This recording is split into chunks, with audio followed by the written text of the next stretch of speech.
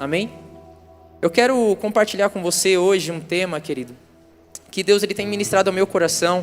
E eu confesso que eu pensei comigo que eu não usaria esse tema hoje e tão rápido assim. Porque foi um tema que Deus ele compartilhou comigo e começou a ministrar ao meu coração há 2 semanas atrás. Então, geralmente, Deus ele continua gerando e eu vou ali me alimentando daquele tema e vou buscando informações, conteúdo, experiências. Mas dessa vez foi um pouquinho diferente. E eu não vejo problema nisso, porque Deus, ele é Deus. Ele trabalha da forma dele. Eu quero que você, nesse momento, fique de pé e abra sua Bíblia comigo no livro de Marcos, capítulo de número 2. E o tema dessa mensagem, querido, é arrasta para cima. O tema da mensagem é arrasta para cima, Cleiton. Eu não sei se você está acostumado com esse termo, mas principalmente nos dias atuais, onde nós estamos constantemente sendo bombardeados por informações e essa tecnologia toda, essa era digital, nós estamos acompanhando e tem vídeos falando sobre saúde, sobre finanças, sobre casamento, até mesmo cursos falando sobre, se você quer descobrir o segredo do sucesso, arrasta para cima. Se você quiser saber quais são 5 passos para você nunca mais brigar com a sua esposa, arrasta para cima. E a gente já viu isso várias vezes. Se você quer ganhar R$1.000 sem fazer nada em casa, arrasta para cima. Quem já viu isso aí em algum momento? Quem já caiu nisso daí? Ah, bom, pensei que o pessoal ia levantar a mão, então vai ficar, não, eu cliquei lá, eu arrastei. Mas, querido, esse tema ele é muito importante e você vai entender o porquê. E o texto que nós vamos ler, Marcos 2, a partir do versículo 3. Evangelho de Marcos, capítulo 2, versículo de número 3. Olha o que diz. Vieram alguns homens, até quem? Até Jesus. Jesus estava numa casa, aquela casa estava lotada de pessoas e Jesus estava ministrando a palavra. Preste bastante atenção a esses detalhes, tá bom? Jesus estava numa casa, onde essa casa estava cheia, ele estava ministrando a palavra e algo aconteceu diferente naquele ambiente. Vieram alguns homens trazendo-lhe um paralítico, carregado por 4 deles. Não podendo levá-lo até Jesus por causa da multidão, removeram parte da cobertura do lugar onde Jesus estava. Ou seja, para chegar até Jesus, aqueles homens queriam que aquele amigo dele fosse curado. Tiveram que arrastar ele para cima do telhado, que era a única forma e maneira de eles entrarem em contato com Jesus naquele momento.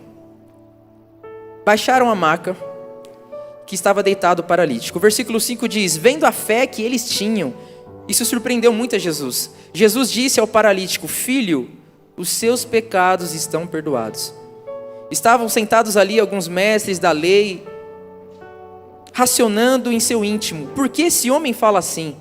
Está blasfemando, quem pode perdoar pecados a não ser somente Deus? Jesus percebeu logo em seu espírito que era isso que eles estavam pensando, e lhes disse, por que vocês estão remoendo essas coisas em seus corações?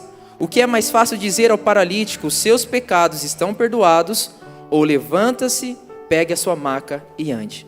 E o versículo 10 diz, mas para que vocês saibam que o Filho do Homem tem na terra autoridade para perdoar pecados, disse ao paralítico, eu lhe digo, levanta-te, pegue a tua maca e vá para a sua casa. Ele se levantou, pegou a maca e saiu à vista de todos. Eles ficaram atônitos e glorificaram a Deus dizendo, nunca vimos nada igual. Amém? Coloque a mão no seu coração, permita-me orar. Pai, em nome de Jesus, nessa noite tão especial, primeiro culto do ano, nessa nova nomenclatura de terça a mais, porque nós queremos mais o Senhor, nós queremos viver uma vida mais alegre, queremos ser mais constantes, queremos ter mais a sua presença, queremos obedecer o Senhor mais, queremos depender do Senhor mais, queremos estar mais envolvidos com aquilo que o Senhor está promovendo. Por isso essa terça para nós não é uma terça normal, é uma terça a mais, porque o Senhor está fazendo mais e mais sobre as nossas vidas. Nós oramos, Pai, e agradecemos pelo Senhor por cada família aqui representada, cada célula, cada pessoa nesse ambiente, Pai. Que possamos não somente receber a Tua palavra, mas principalmente aplicá-la em nossas vidas. É o que nós oramos e te agradecemos em nome de Jesus. Amém, amém e amém. Pode se assentar e aplauda ao Senhor.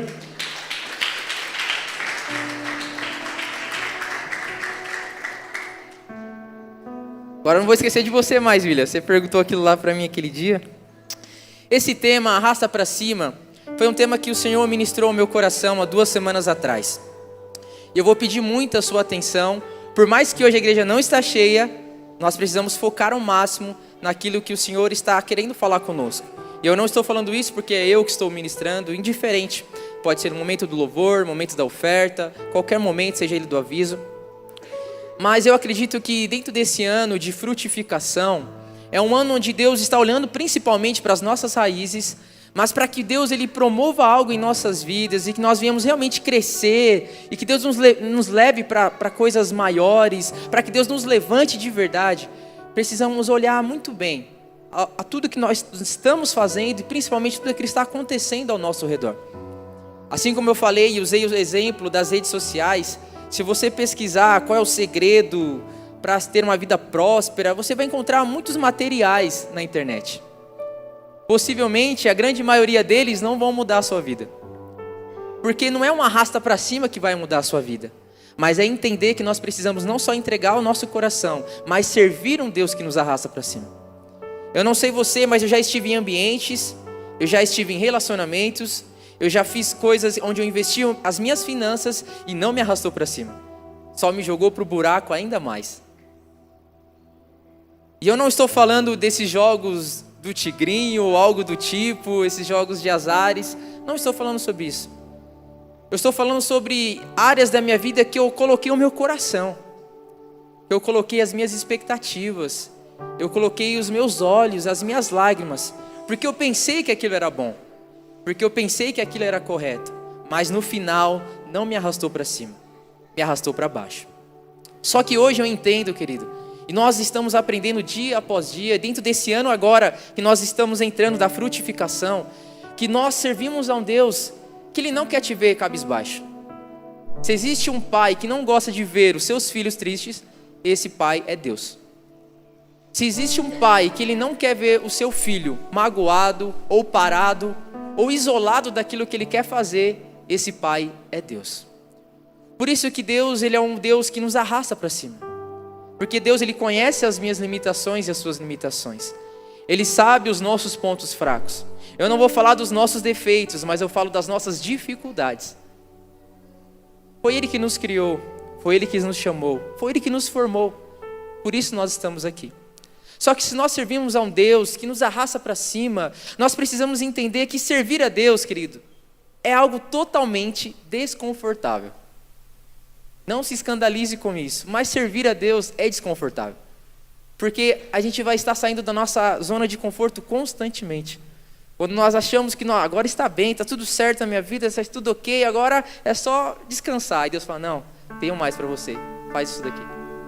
E servir a Deus é desconfortável porque Ele vai pedir algo de nós que nós não fazemos todos os dias, em algumas situações.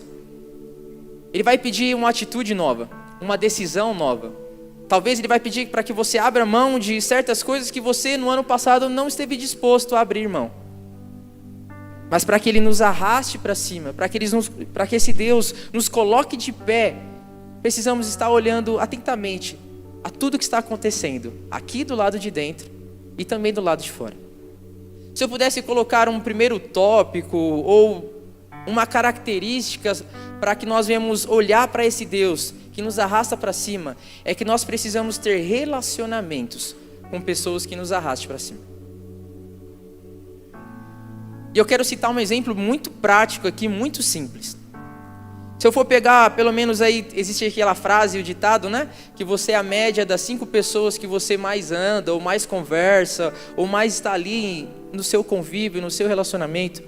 Eu quero citar algumas pessoas aqui que fazem parte da minha vida fora da igreja também. O João, eu vou citar 5 pessoas. É uma dessas pessoas.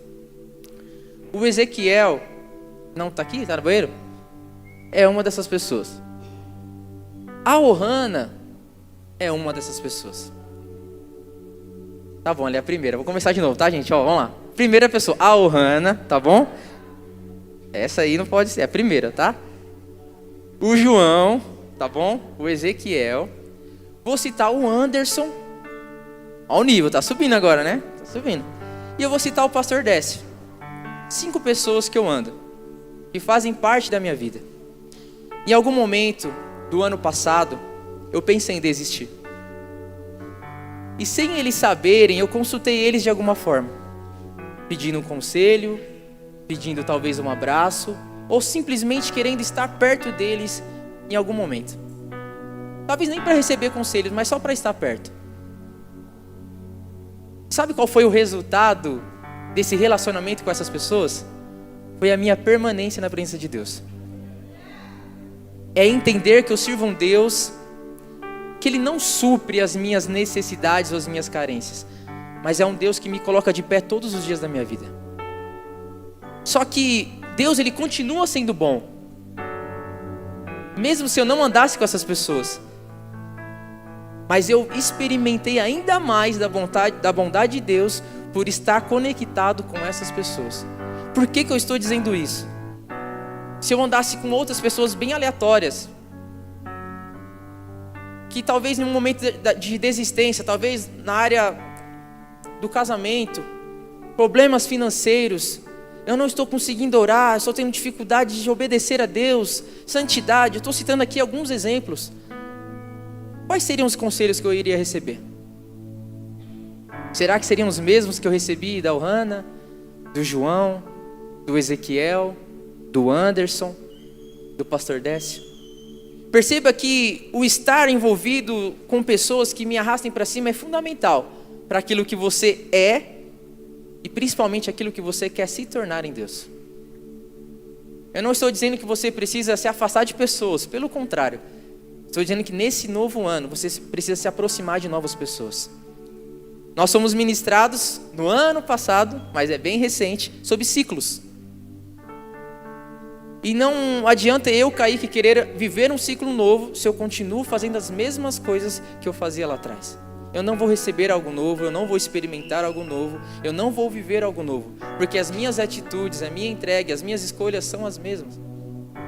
Eu já virei o ano falando com a Ohana, falei, amor, existem certas coisas que nós comemos durante a semana, a alimentação, que a gente vai mudar de forma radical. Eu falei assim, ó, vai se despedindo aí que não vai fazer parte mais da nossa lista de compras no mercado. Por quê? Porque se eu quero uma mudança na minha vida, eu preciso abrir mão de certas coisas. E eu estar com essas pessoas facilita eu abrir mão de certas coisas. Se eu falar para você que você serve um Deus que Ele quer que você desista, você acredita nisso? Primeiro eu preciso explicar, né? Senão você não vai acreditar mesmo. Senão fala, o Kaique já está vindo com heresia. Mas Deus, Ele quer que você desista de ser preguiçoso. Deus, Ele quer que eu desista da minha incredulidade, comece a confiar mais. Deus, Ele quer que eu abra mão da minha desobediência e comece a obedecer mais. Só que qual é a minha dificuldade? Eu abri a mão de coisas que era fundamental, e aquilo que era para me abrir, eu falei, não, vou carregar isso aí comigo. E eu via pessoas ao meu redor crescendo, prosperando, e dentro do meu coração eu carregava e alimentava aquele sentimento, Deus, parece que eu não estou crescendo. Eu vi tantas pessoas vivendo coisas tão grandes, lindas nesse ano, parece que eu não estou vivendo isso. Por quê? Porque isso está totalmente relacionado ao nível de relacionamento e expectativa que nós estamos tendo com as pessoas. Quantos querem viver algo novo da parte de Deus esse ano? Decida se relacionar com as pessoas certas. E o relacionamento, não estou falando somente sobre amizades, estou falando sobre relacionamento físico também. Não entregue o seu coração para qualquer pessoa. Não entregue os seus sentimentos para qualquer pessoa. Não abra mão daquilo que é mais precioso, que é o seu coração, para entregar na mão de qualquer pessoa. Eu já estive muito doente em áreas da minha vida que Deus me chamou para curar outras pessoas. E eu não posso aceitar isso. Eu não posso estar doente naquilo que Deus me chamou para curar. Eu não sei se você entende não é nem a complexidade disso, mas a importância disso. Deus te chamou para estar perto de pessoas e fala assim, não, eu não quero mais estar perto de pessoas porque é só quebra a cara. E Deus fala assim, mas eu te chamei para isso, não para quebrar a cara, mas para ajudar pessoas. Quantos aqui me entendem? Se eu perguntar aqui, quantos aqui já quebrou a cara querendo ajudar alguém? Todo mundo vai levantar a mão. Mas deixa eu dar um mega spoiler para você aí, que não é novidade. Deus nos chamou para isso, para ajudar pessoas. Um Deus que nos arrasta para cima. Seria negligência da minha parte se não ajudasse outras pessoas a se levantarem também. E esse texto diz que esse homem estava com 4 amigos. E a única forma desse homem se conectar com Jesus e ser curado e transformado ali e receber um milagre era através do telhado. E literalmente arrastaram aquele paralítico para cima. E aquilo impressionou Jesus demais. Eu não sei você, mas meu irmão, os meus amigos é doido. Quando eu estou derrubado, eles me arrastam para cima de uma forma. Hoje mesmo eu estava pensando sobre algumas questões e eu recebi uns áudios. Eu falei, rapaz, não é que esse áudio aí já me trouxe uma direção sobre outra coisa? Um alerta sobre outras coisas que pode acontecer lá na frente. E eu sou grato a Deus pelas pessoas que eu caminho. Faço essa pergunta dessa vez porque é clichê, tá? Eu vou ser sincero. Às vezes eu falo, não é algo clichê, mas dessa vez eu vou fazer uma pergunta que é clichê. Os nossos relacionamentos que tivemos no ano passado nos aproximaram ainda mais de Deus, fortaleceram ainda mais a nossa fé ou não? Se sim, permaneça e valorize essas pessoas. Eu não estou querendo classificar, tá, querido? Eu falo isso com muito cuidado. Não estou querendo dizer que o João é o melhor amigo de todos, se bem que ele é também, né? O Ezequiel, as pessoas que eu citei. Estou falando que é somente essas pessoas. Não. Existem muitas pessoas aqui que me ajudam. Mas você sabe aquelas pessoas que te ajudam. Aquelas que são fundamentais. Dessas pessoas, não que você vai se tornar dependente dessas pessoas. Mas é necessário você estar perto delas. Porque eu aprendo que à medida que eu ajudo o João, ele também me ajuda. E isso é lindo. Isso é um discipulado ao padrão de Jesus. Jesus discipulava os discípulos não porque ele queria algo em troca. Ele queria a continuação do evangelho, nada mais. Todas as vezes que eu ajudo o João, eu vejo o João ajudando outra pessoa, para mim isso é tudo. Não preciso de honra ou de reconhecimento. Só quero que ele leve isso adiante para outras pessoas. E quando isso acontece, nós entendemos que nós estamos servindo a um Deus que nos arrasta para cima. E eu quero ler um segundo texto com você, que está em João, capítulo 5.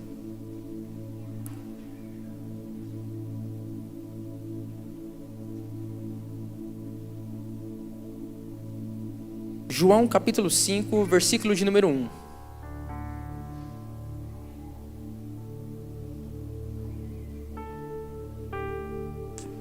Olha o que diz nesse texto. Algum tempo depois, Jesus subiu a Jerusalém para a festa dos judeus. Há em Jerusalém, perto da porta das ovelhas, um tanque que em aramaico é chamado de Betesda, que tem 5 entradas. O significado de Betesda é casa de misericórdia. Muito semelhante a essa casa, a esse templo, a essa estrutura local que nós estamos aqui. Uma casa de misericórdia. E olha o que diz que havia ali nessa casa de misericórdia. Ali costumava ficar grande número de pessoas doentes, inválidas, cegos, mancos e paralíticos. Eu não posso falar de você, mas eu, Kaique, já estive nessa casa de misericórdia diversas vezes doente, me sentindo inválido, me sentindo cego, completamente manco e totalmente paralítico. E eles esperavam o movimento das águas. Em outras versões diz, eles esperavam o agitar das águas. E o versículo 4 diz, de vez em quando descia um anjo do Senhor e agitava as águas. O primeiro que entrasse no tanque, depois de agitadas as águas, era curado de qualquer doença que tivesse. Você já conhece muito bem o final desse texto. E o versículo 5 diz, um dos que estavam ali era paralítico, fazia 38 anos, vivendo uma sentença, vivendo uma expectativa que ele saísse daquela vida, que ele vivesse uma mudança diferente, que de fato ele saísse daquela situação, se libertasse daquele sentimento que ele carregava dentro do coração dele. Será que minha vida não vai mudar? Será que para sempre eu vou viver nessa sentença, nessa situação? E olha o que diz o versículo 6, quando Jesus o viu deitado e soube que ele vivia naquele estado durante tanto tempo, Jesus lhe perguntou: você quer ser curado? É algumas perguntas que a gente olha assim e fala: meu, Jesus tá tirando com a cara do rapaz, não é possível. Jesus sabia do histórico dele. Mesmo assim, Jesus pergunta, é para humilhar, é para expor, o quê? Não. Jesus, ele queria que aquele homem entendesse: você de fato quer ser curado? Você de fato quer uma mudança genuína? Você de fato quer que eu te coloque de pé novamente? E aquele homem começa ali a vomitar as suas fragilidades. E disse o paralítico: Senhor, eu não tenho ninguém que me ajude a entrar no tanque quando a água é agitada. Enquanto eu estou tentando entrar, outro chega antes de mim. Então Jesus lhe disse: levanta-te, pegue a sua maca e ande. Mais um que Jesus arrasta para cima. Não precisou nem tocar dessa vez, só falou: se levanta, cara. Não é essa vida que eu tenho para você. Não é essa vida que o meu pai tem para você. Deus, ele não quer ver os seus filhos se arrastando. Não é essa vida que Deus, ele tem para mim e para você. Deus, ele não quer ver você sofrendo ou mendigando a atenção ou o amor de pessoas. Deus, ele quer ver você como um cristão relevante nessa geração. Como um líder relevante nesse momento que a igreja tão precisa. Tanto precisa. Quando eu olho para esse texto, eu me vejo muito. Quantas vezes eu não estive nesse cenário, esperando alguém, esperando um toque, esperando o agitar das águas. E as águas que haviam dentro de mim estavam paradas. E Deus querendo agitar essas águas. Uma segunda lição que nós aprendemos agora nesse texto é que nós precisamos ter sonhos e objetivos que nos arraste para cima. Perceba que uma pessoa que não tem sonho, não tem objetivo, não tem metas, ela só sobrevive, mas ela não vive de verdade. Porque ela não luta por algo. Ela não está disposta a morrer por algo. Só que aquele homem, ele carregava um sonho dentro do seu coração. Ele queria uma mudança de vida. Era um sonho simples, mas ele carregava isso com ele. E Jesus se apresenta para ele, coloca aquele homem de pé e muda a vida daquele homem completamente. Sabe o que impressionou Jesus? Não era o histórico de sofrimento daquele homem, mas era a esperança que aquele homem carregava dentro do seu coração. Sabe o que impressiona o nosso Deus? Não é as nossas finanças, não é a nossa aparência, não é quantos cultos eu frequento ou quantas celas eu participo, não é isso. O que realmente impressiona a Deus e a Jesus é a esperança que nós temos dentro do nosso coração de obedecer e de mudar de vida. E isso é um sinal, é um indicador para que Jesus, ele opere em nossas vidas e nos coloque de pé. E o último texto que eu quero finalizar com ele, eu faço questão de ler esse texto, está em Atos 20, versículo 7.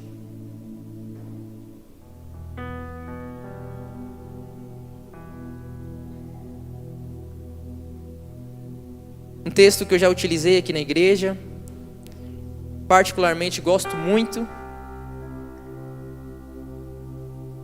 Atos 20, versículo 7 diz o seguinte: no primeiro dia da semana, reunimos-nos para partir o pão. E Paulo falou ao povo, pretendendo partir no dia seguinte. Continuou falando e ministrando até meia-noite. Não era culto da virada, mas eles estavam ali, virando a noite, adorando ao Senhor num culto, e Paulo estava ministrando. Versículo 8 diz que havia muitas candeias no piso superior, onde estávamos reunidos. E um jovem chamado Eutico, que estava sentado numa janela, ele adormeceu profundamente durante o longo discurso de Paulo. Está aqui, uma das primeiras pessoas que dormiu no culto. Só que não foi bom o final da história desse homem, ou dessa escolha dele de dormir. O final da história dele ainda ele foi restaurado, restituído, mas naquele momento não foi um momento tão bom e favorável na vida de Eutico. Paulo ministrando, e não era o Kaique não. O Kaique, eu sei que é fácil dormir com as minhas ministrações, mas era Paulo ministrando. Não era qualquer um. Era Paulo, não era um orelhudo igual eu. Era Paulo. E olha o que diz, versículo 9. O jovem Eutico estava sentado numa janela, adormeceu profundamente durante o longo discurso de Paulo. Vencido pelo sono, caiu do terceiro andar. E quando levantaram, ou tentaram levantar, ele estava morto. Preste bastante atenção nisso. Ele estava no ambiente certo. Ele estava com as pessoas certas, mas mesmo assim ele estava dormindo. E o resultado desse pequeno cochilo de Eutico, a princípio, que nós não lemos os outros versículos, foi a morte dele. Novamente eu quero usar a minha vida como exemplo. Já estive em muitos cultos, muitos momentos de célula, ativação, encontros, conferências e tantas outras oportunidades que Deus ele promove aí, nesse lugar, dormindo. Aqui dentro estava acontecendo o culto, mas os meus olhos estavam inclinados para fora. Meu corpo estava inclinado na janela. Aqui dentro estava acontecendo algo e eu preocupado lá fora. Só que, olha o que acontece no final. Quando tentaram levantar ele no final do versículo 9, ele estava morto. Só que no versículo 10 diz, Paulo, ele desceu. Ele inclinou-se sobre o rapaz e o abraçou, dizendo, não fiquem alarmados, ele está vivo. Em outras versões diz que Paulo ele desce imediatamente, abraça o garoto e o coloca de pé. Ou seja, o arrasta para cima. Eu não quero que você seja mais uma pessoa que tenha um histórico que começou muito bem e terminou muito mal. Uma pessoa que estava aqui, no lugar certo, com as pessoas certas, mas estava dormindo. Eu não quero ser essa pessoa. Nós não podemos ser essas pessoas. Porque nós servimos a um Deus que nos coloca de pé.